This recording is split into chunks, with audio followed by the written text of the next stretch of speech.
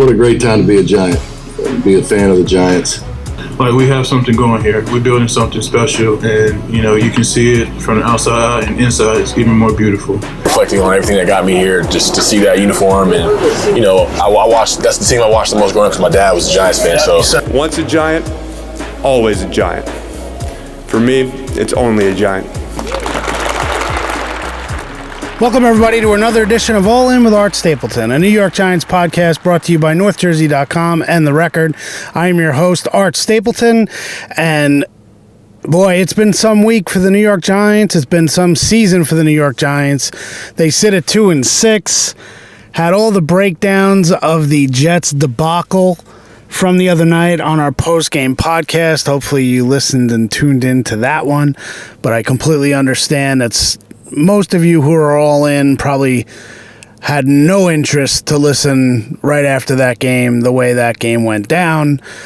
Now the Giants refocus and they get to take on head coach Antonio Pierce and the Las Vegas Raiders. Yes, I said that right, and I'm sure you've heard by now. Former Giant Super Bowl leader. Super Bowl 42 doesn't happen that season with a journey that was remarkable without the leadership and presence in the middle of that defense by Antonio Pierce. He is now the interim head coach for the Raiders. Josh McDaniels fired. A lot of things have happened between this game and what the Giants are heading to Vegas for. I put this tweet up, the idea of a poll of what do the Giants have to do to get you back in and believe that there's still something left in this season. I believe that there is. There's always something to play for. There are always great stories to follow. But do they need to get on a little bit of a run here? They should be 3-0 in their last 3 games. Let's be honest. But bad teams in the NFL find a way to lose those games. Should have won the game in Buffalo. An untimed down at the goal line. A touchdown wins the game, and they don't get that. I think Buffalo is still holding on to Darren Waller's jersey. And then obviously the Jets game, 99.7% chance to win when they're lining up for 4th and 1. Whether they gave the ball to Saquon Barkley to get the first down or kicked the field goal with Graham Gano. Obviously, they went for the field goal attempt. Gano is wide left. You've heard all week about people talking about an injury that Graham Gano had, and he was the one who told me, so you heard it here on the pregame podcast, and the fact that Graham Gano has to get surgery by the end of the season, a cleanup of his left knee. Did it affect him? Graham says no. He's just in a bad rut right now. But the Giants brought in kickers, veteran kickers, to work out today. And we'll see if they sign any among those kickers. Robbie Gould, who's been here. Randy Bullock, who has been here. Mason Crosby, obviously with the Packers for a long time in this league. And I believe Matthew Wright was the 4th kicker that came in here for workouts. I don't know yet if the Giants were just going to sign someone to the practice squad, which would make sense, or if they were just bringing kickers in to see what was available just in case Graham couldn't go this weekend. Remains to be seen. He was on the injury report yesterday with his left knee as a limited participation. Last week, he took all the kicks in practice, so we'll see what they do with Graham Gano and whether or not they bring in a veteran kicker for this weekend. The 4 kickers who tried out were actually in the locker room afterwards and kind of, set an interesting scene, especially Mason Crosby, completely gray, so I think some of the players were joking. I didn't realize they let the referee crew, the officials crew that was actually out there for practice, into the locker room after the game, which obviously they did not. So, same injury report as yesterday for the Giants, except Dexter Lawrence got a rest day, just like he did last Thursday. If that rest day can correlate into and translate into 14 quarterback pressures, which is what he had against the Jets, the Giants would, give him every Thursday off for the rest of the season, and that may be in the plans anyway. On today's show, I caught up with Daniel Bellinger, who has a homecoming of sorts, heading back to Las Vegas, something when he grew up, he never imagined that he'd be playing an NFL game in Vegas because he never thought that Vegas would get an NFL football team. I think you'll enjoy the interview. It was kind of funny. I set this up with Bellinger in advance at his locker, but since it was at the tail end of the media period, we had Tom Canavan from the Associated Press join in a little bit, and then all the cameras from the Giants were there as well. So all in with Art Stapleton, a special edition with cameras from the Giants, but I think you'll enjoy the interview with Bellinger.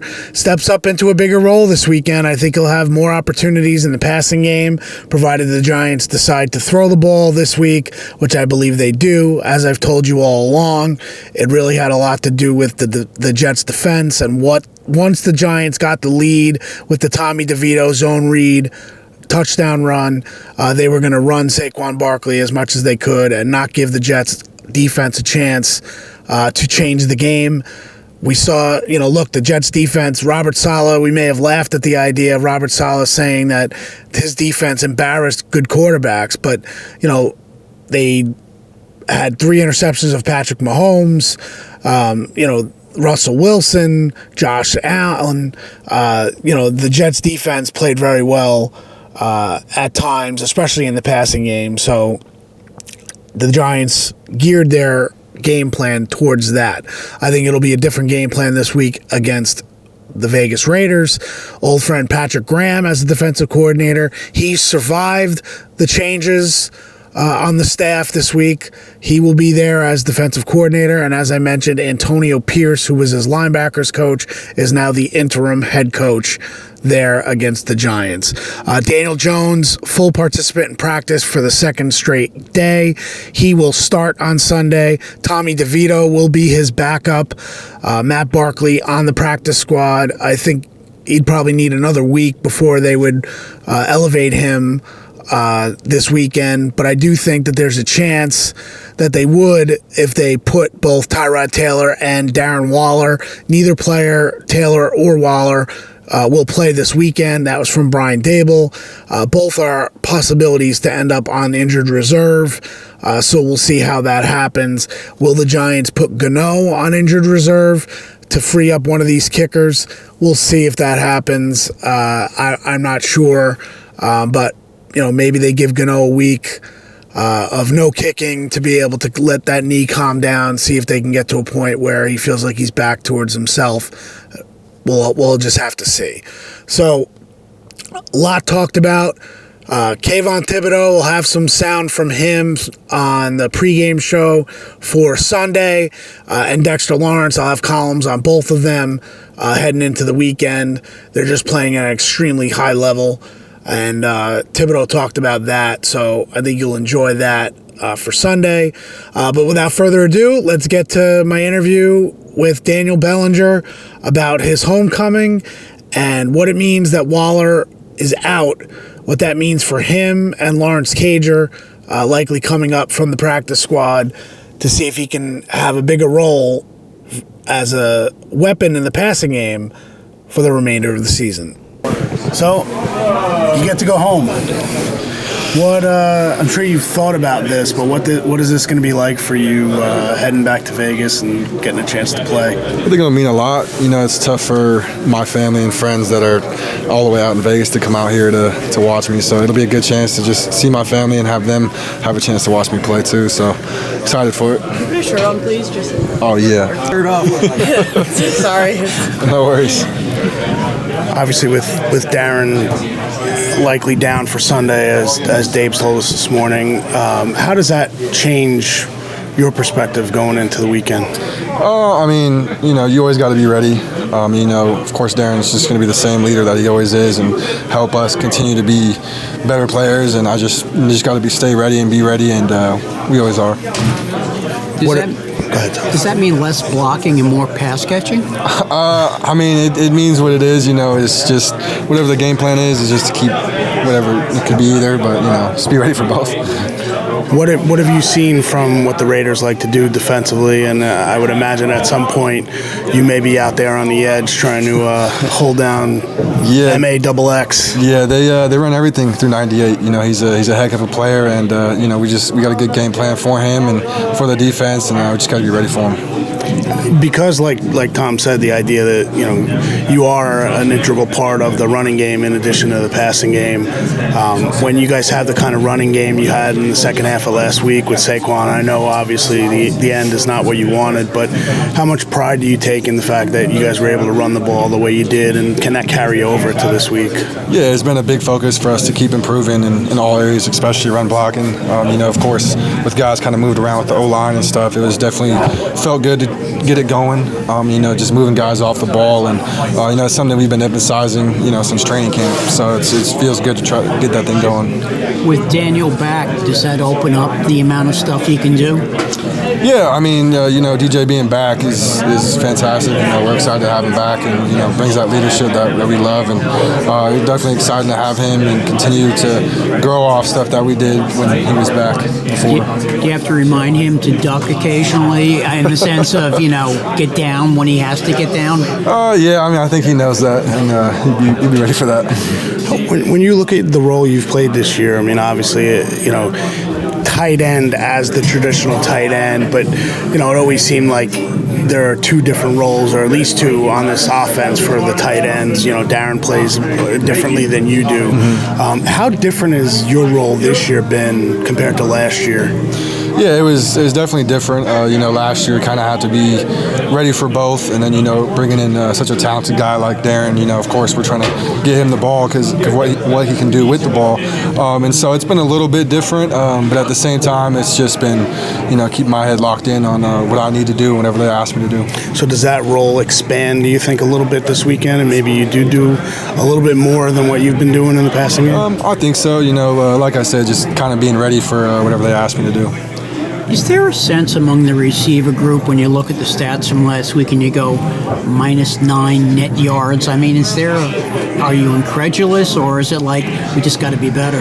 Yeah, obviously we didn't draw it up that way. We want to be better as a group and as individuals. It's just stuff plays out sometimes. Obviously, you don't want to make any excuses, but weather was a problem. Tyrod going down. It was definitely a lot of things that didn't go our way, and we just got to be better. You mentioned the idea of going back home. Growing up, you didn't have a team in Vegas, right? They hadn't been there. So what's that like now for you to know that there's a team, back there, that, you've got people who I'm sure back then. I would think you'd want them to vote to root for the Giants, but right. They got a hometown team now. No, yeah, it was definitely different when the Raiders came. Of course, we got the hockey team, and, they're trying to bring a baseball team. So it's definitely growing a lot when it comes to sports over there. And I think it's exciting. It definitely brings a lot of different people to Vegas. And, my family will always be fans of me, so that'll be good. Have you been? I know you've seen the stadium from the outside. Have you been in the stadium? Yeah, no, we played UNLV in college in there, so I've been in there a couple times, and it's definitely a cool stadium. So how did you do in that homecoming? I actually was a little banged up, so I only had a few plays during that. But again, it's always good to see family. So. Is that stadium hot, or is it air conditioned, or what? They keep it pretty cool. Vegas can get pretty hot. It's now still a little warm there, so they keep it pretty cool there. Best spot on the Strip? Where you like going? I know you guys won't be there. You're staying away, but where's? The Strip is the Strip. The Little Caesars and all that is a pretty good spot. I always try to stay away from the Strip, but it's a fun little area. So if you're going out there to be a tourist this weekend, where do you what do you suggest for people? Yeah, I'd probably go to like the Bellagio or something. Get on the tables a little bit, but that's about it. Don't watch the water fountains. No.